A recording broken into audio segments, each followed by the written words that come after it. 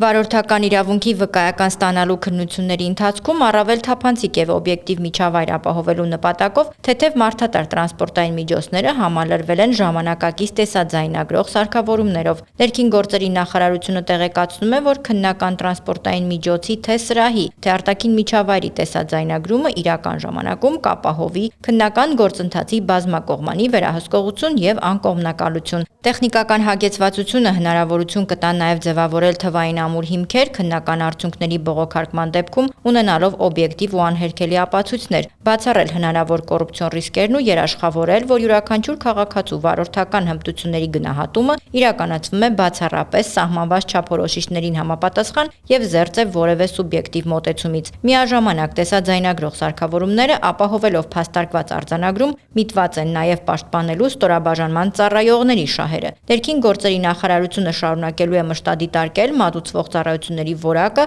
վերլուծելով ու գնահատելով քաղաքացիների կարծիքներն ու առաջարկները, ձեռնարկելով գործուն քայլեր դրանց բարելավման ուղղությամբ։